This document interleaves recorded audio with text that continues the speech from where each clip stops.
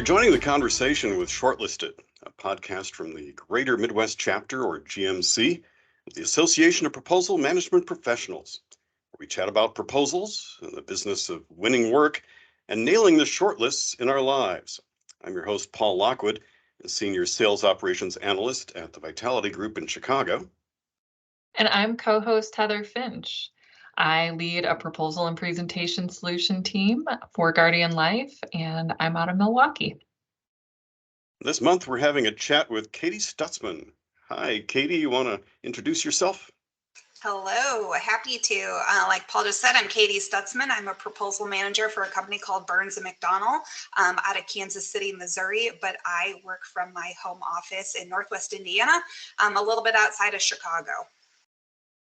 Cool.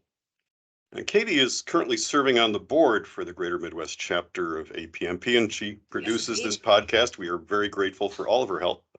Like many proposal managers out there, she's served in many marketing and communication functions, and she's kind of a jack of all trades. So first off, how and why did you choose proposal management as a career? I think like many of us out there, I did not know it existed and I kind of fell into it. I have a marketing communications degree with a writing focus and had always really pictured myself working in a journalism type of field, internal communications, a lot of stuff that had to do on the writing heavy end of the spectrum.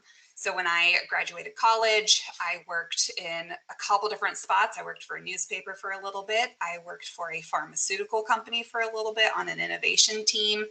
I was an executive assistant at a couple of places.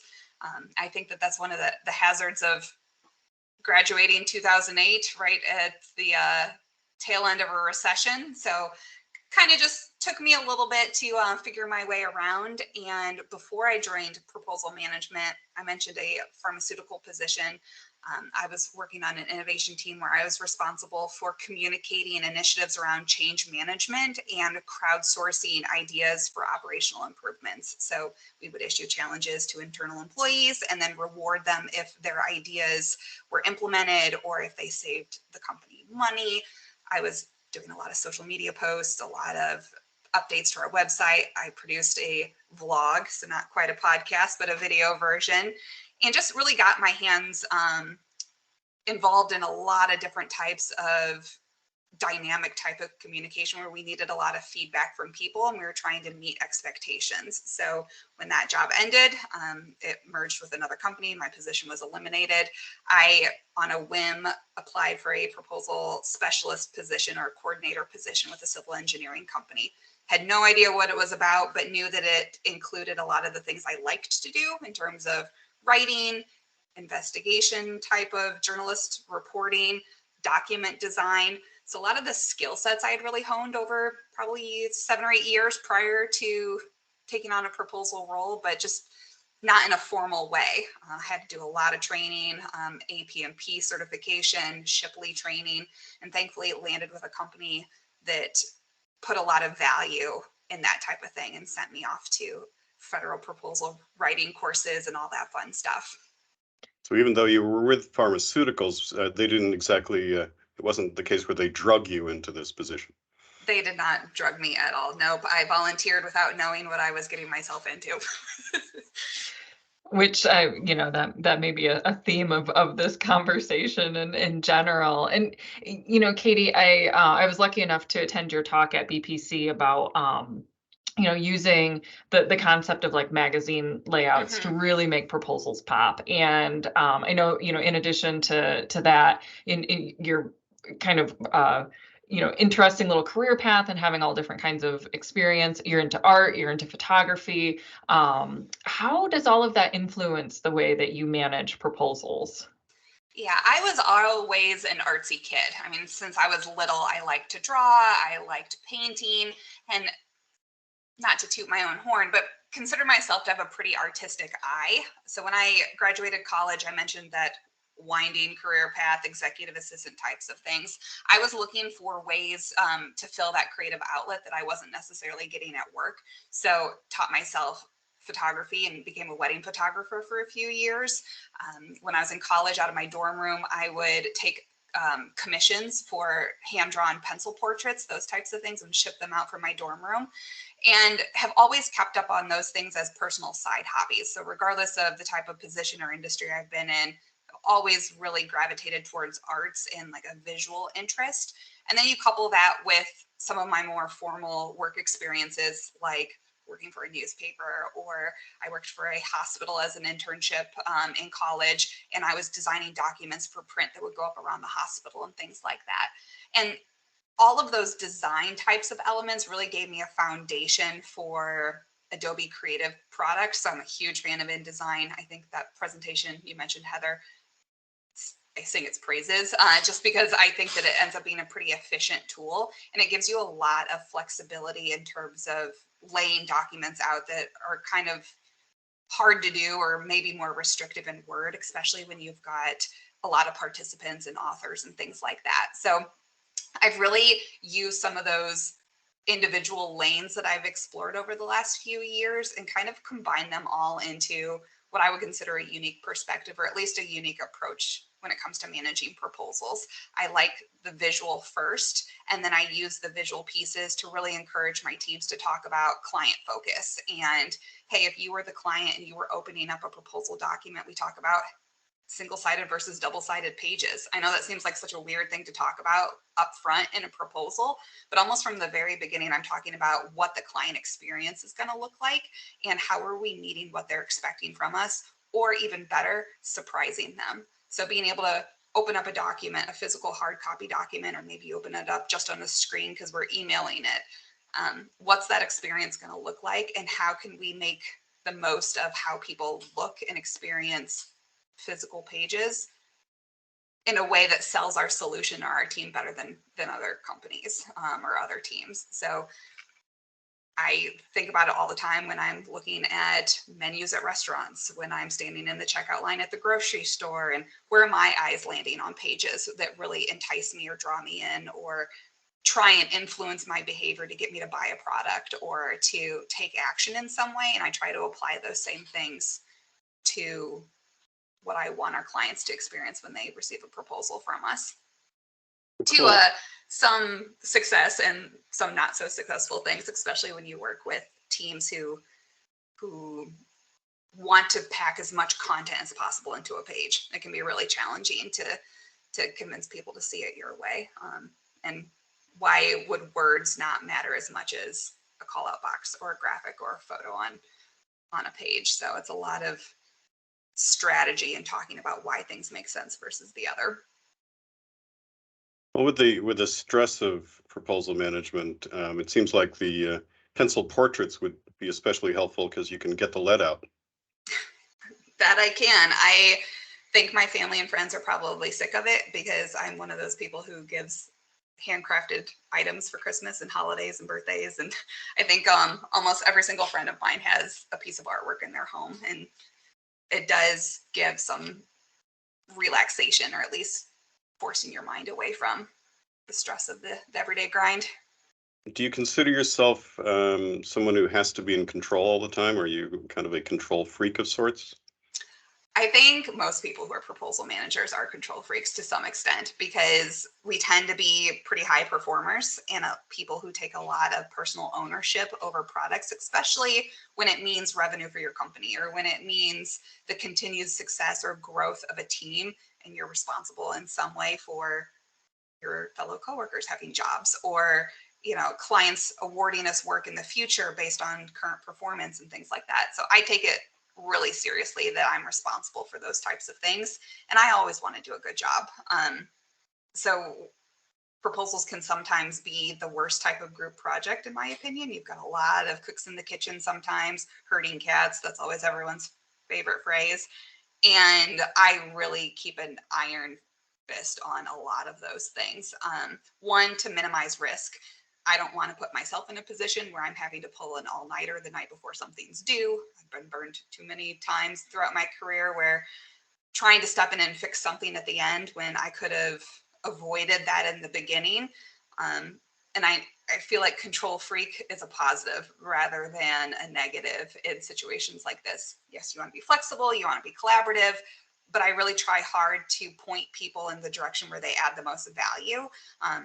So technical authors, graphic designers, subject matter experts, those types of people, I try to really give specific assignments so people don't get too in the weeds on things that cause roadblocks. So yeah, I consider myself very much a control freak slash conductor of that whole process in ways that hopefully are helpful to the teams that I work with. The flip side of all of that is being able to take a deep breath and not drive myself crazy or get too deep into something that all of a sudden I'm the only person who has ownership of all of the pieces. That's something I run into all the time, where I end up taking on way more than I should.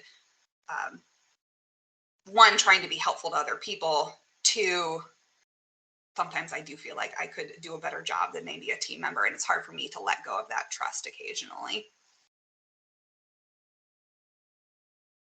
You win some, Hey, you I lose think some. we should be moving on to our second segment here. I'm Sure thing. too much of a control freak myself.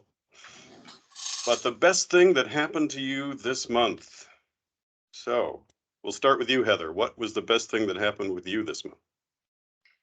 So it's about to happen. Of course, by the time that this is released, it will have happened. But tonight, I am hosting a local meetup for APMP folks in the Milwaukee area, and I am so excited. I am giddy with excitement to see some familiar faces. I was happy, like, just through the whole process of getting the RSVPs, and I'm going to get to meet some new people that I haven't encountered before, and see some people that I haven't seen in a while. So I'm really excited about that. So that's the best thing that will happen to me this month.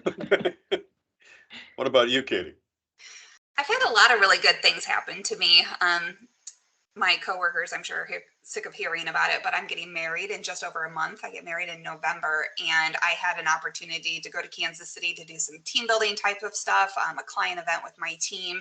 And as a surprise, one of the evenings, what I thought was going to be a team dinner, it actually took me out for a mini bachelorette event, which was a lot of fun. Being able to be around coworkers and just let loose a little bit, not too loose.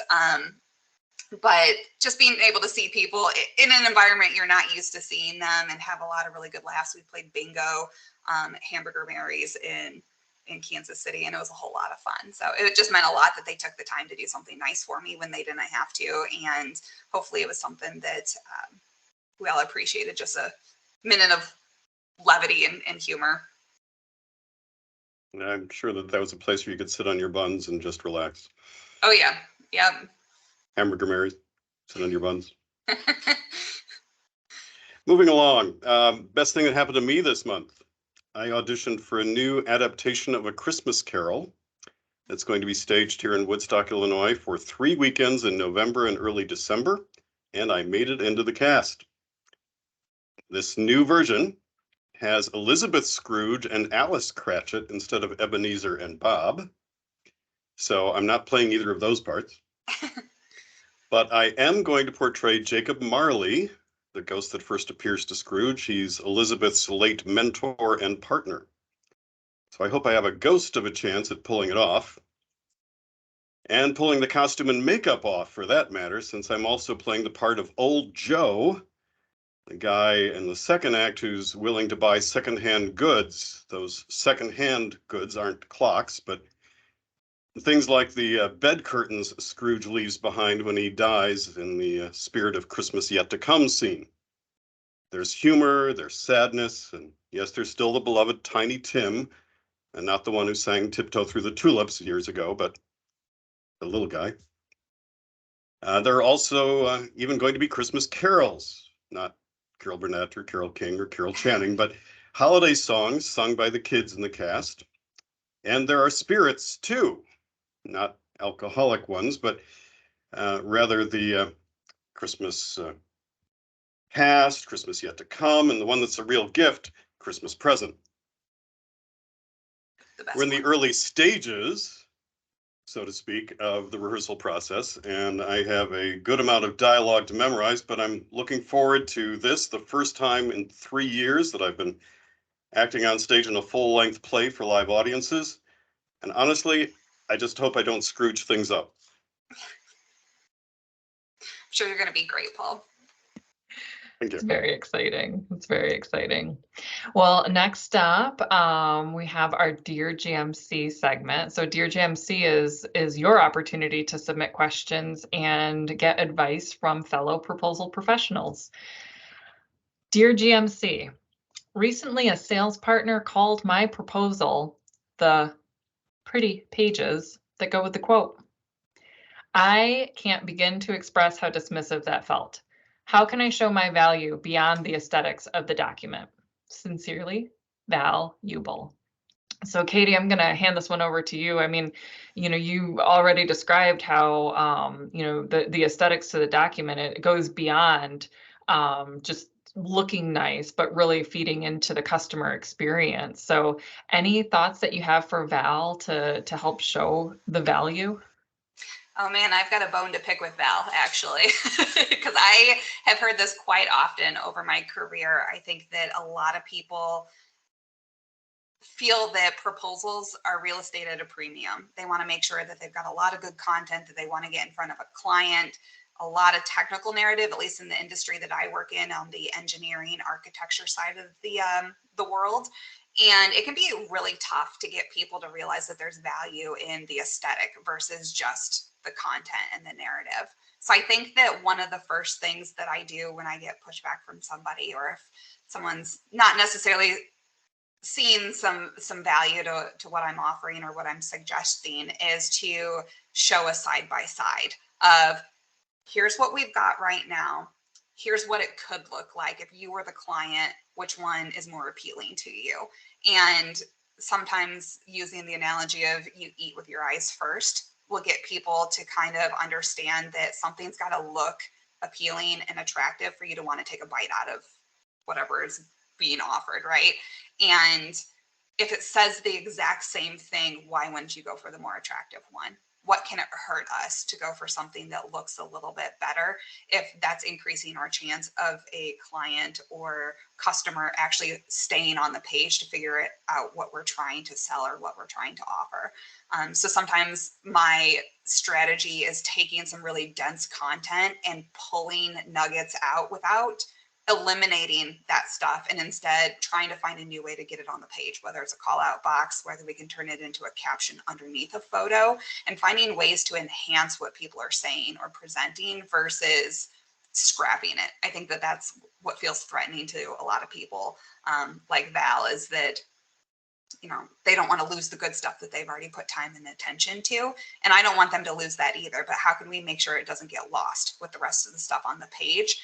And if anything, I don't think people push back against that. I think that they don't like the amount of time that takes for something to be pretty. I think a lot of technical people sometimes underestimate the amount of time it takes to design a page, or the thought that goes into actually reading through dense content and figuring out what nuggets to pull out of there. It takes time, just like anything else. And I think some people aren't always super appreciative or aware of it if that's not where they play, if that's not where their background is. So for people like Val out there, like I said, my best strategy is always the side-by-side comparison and saying, hey, if you had to pick, or if you had to score us based on nothing else besides what this document looks like, which would you pick?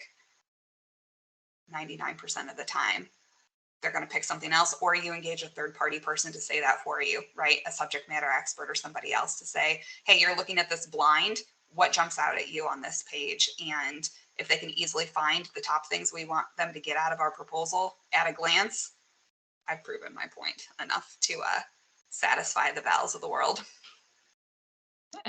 Paul, what do you think about that conundrum? The phrase "pretty pages" is definitely, I would hear that as a put down of all of the effort that went into the document. And I go along with everything that Katie is saying. I'm not as visual a person. I'm more of a what's the content, and are we answering all of the questions of this RFP? Are we answering them in a positive way that is honest and yet maybe doesn't highlight areas where we don't shine as brightly. And I would say to this person saying it's pretty pages, have you actually read what's on these pages? Or have you just leafed through it and said, oh yeah, they're pretty pages? There's a big difference. And the people who are going to be evaluating our proposal compared to our competition are going to be looking at both content and the overall look of it. So it may be pretty, but it's also very meaty. And so it's attractive to our prospect, both on the outside and on the inside. Yeah, I think anytime that I think about showing value, whatever side that you're arguing, the value of the proposal professional, right, is thinking about, using your APMP membership, using any certifications, using those tools as leverage to say, like, this sense, and I'm not just making this stuff up, like there's real evidence behind what I'm doing. There's reasons behind my techniques.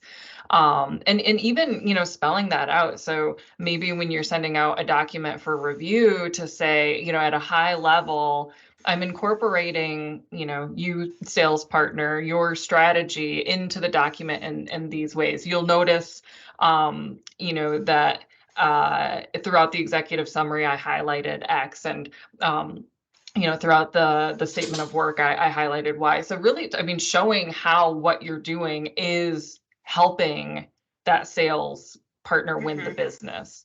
I think anytime that you have to show your value, it's like thinking from the perspective of that person and showing the value from their perspective. So great question. And definitely, if there are others out there that have questions, you can access the Dear GMC form on our website. You can submit a question there, and it might get answered by writing or on our podcast. We hope you've enjoyed this episode of Shortlisted and that you'll join us next month. And just a quick disclaimer and reminder, the advice offered in this podcast is intended for informational and entertainment purposes only. Use of this podcast is not intended to replace or substitute any financial, medical, legal, or other professional advice. This podcast, its hosts, and APMP GMC are not responsible for the outcome or results following any advice in any given situation. You, and only you, are completely responsible for your actions. Thank you, Heather. If we're now on your final list of podcast favorites, we'd love to hear from you. Email our producer and special guest this episode, Kati Stutsman, at kstutsman@gmcapmp.org. To all those winning business out there, on behalf of me, Heather, Kati, and all of us in the Greater Midwest chapter, we'll GMC you next time on Shortlisted.